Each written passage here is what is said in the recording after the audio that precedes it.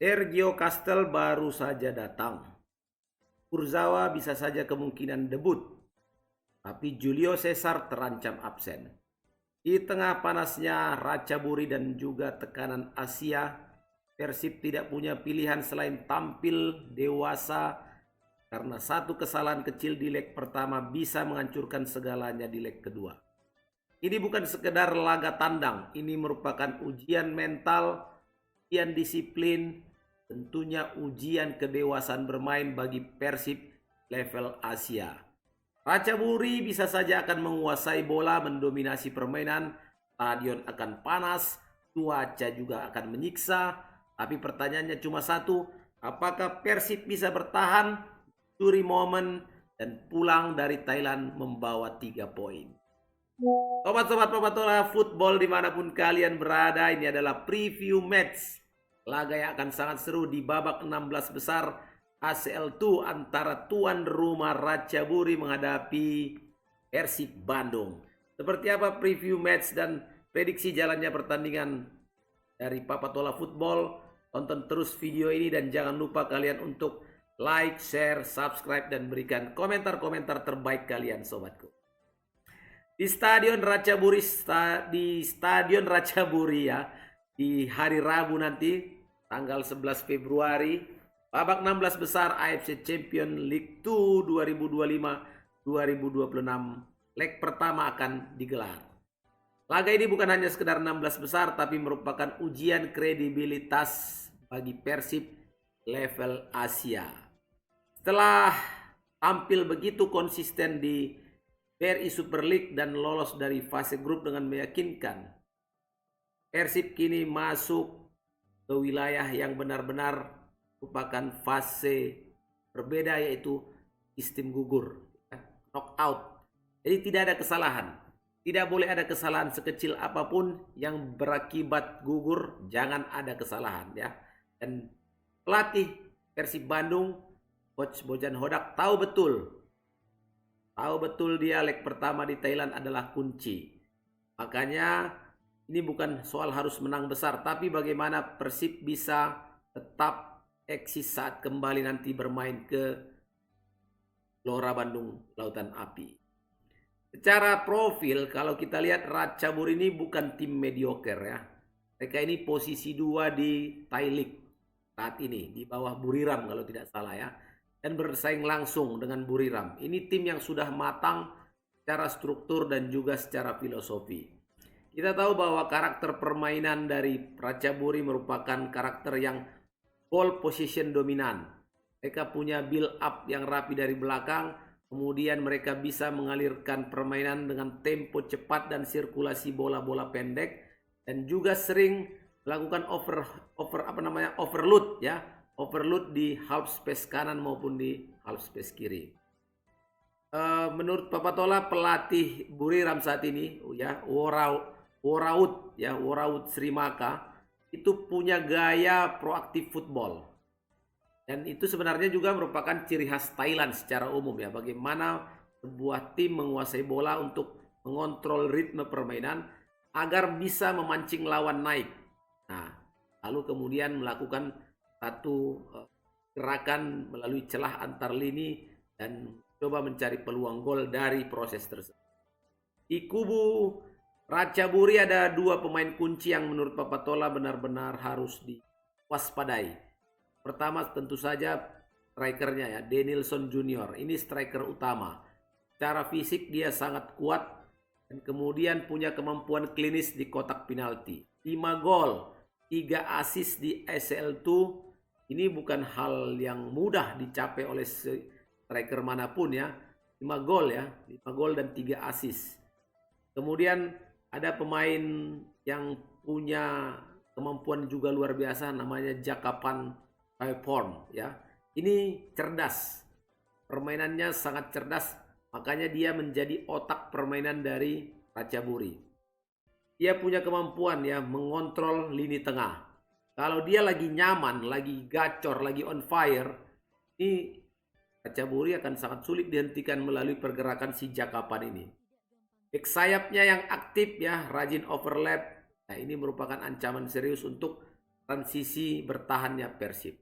Tapi bukan berarti Ratchaburi tidak punya kelemahan ya. Kalau kita perhatikan Ratchaburi ini senang sekali memainkan garis pertahanan yang cukup tinggi. Ini tentu saja sebenarnya rentan ya terhadap counter attack langsung. Di sini kita harapkan jadi celah bagi Persib untuk bisa mencari peluang. Jadi kalau kehilangan bola ini Ratchaburi di area tengah, recovery mereka sering terlambat. Nah, di samping dua pemain tadi dan juga sisi lemahnya Ratchaburi, perlu juga diperhatikan oleh Persib ya, bahwa saat ini Persib juga punya punya dampak nggak dengan absennya Julio Cesar. Kita kan tahu Julio Cesar ini bek tengah, sering berduet dengan sama Tricardi. Dia memang punya kecepatan recovery, punya ketenangan saat ditekan, kuat dalam duel 1 lawan 1. Masalahnya kemungkinan besar Julio Cesar akan absen.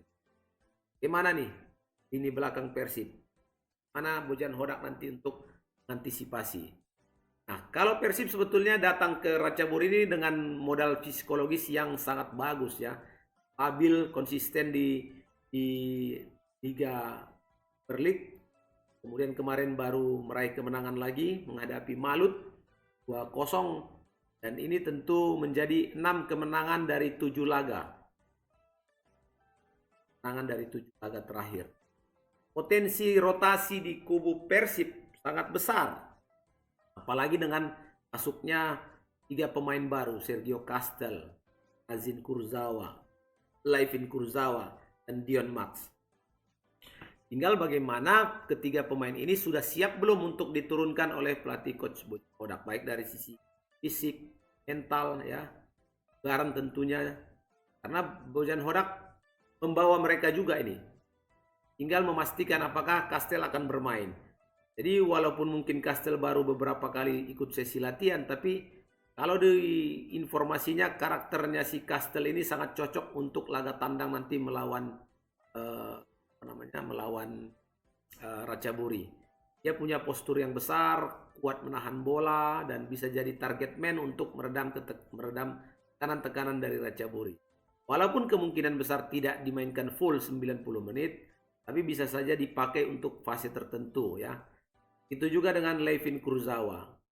Kalau ini memang Bojan sangat hati-hati untuk memutuskan apakah Kurzawa dimainkan sebagai starter atau tidak. Karena kita tahu bahwa Kurzawa juga hampir sudah sangat lama ya tidak bermain di kompetisi yang kompetitif, main di turnamen resmi kompetisi resmi, tapi paling tidak dengan kemampuannya untuk dimanfaatkan 15 atau 30 menit menurut Papatola sih bisa ya. Kemudian juga Persib butuh pengalaman dan kontrol dari pemain-pemain dengan grade A seperti Kurzawa.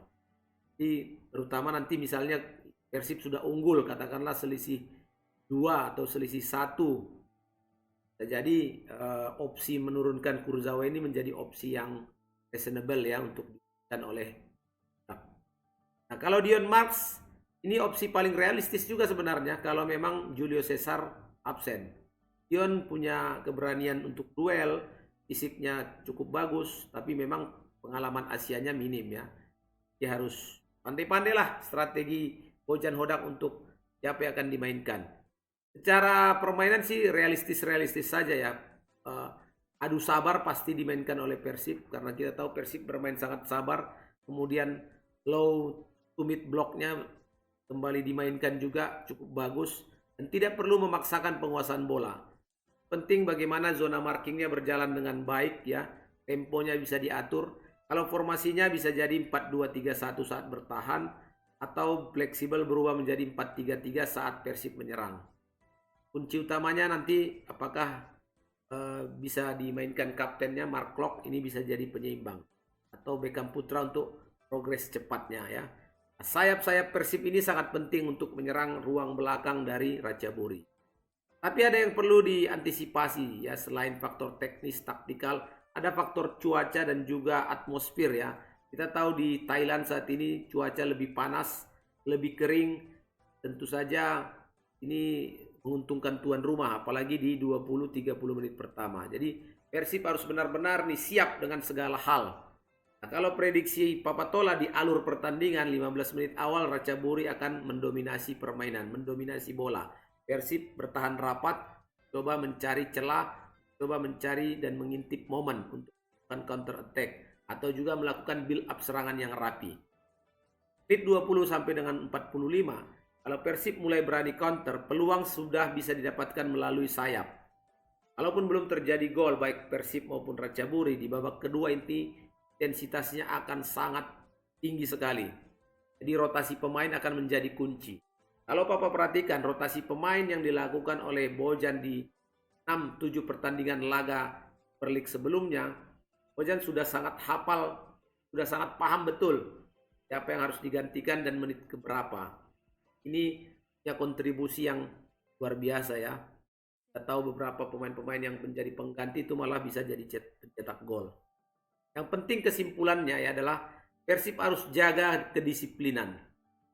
Tidak ceroboh, jangan melakukan pelanggaran yang tidak perlu, terutama narik-narik jersey ya.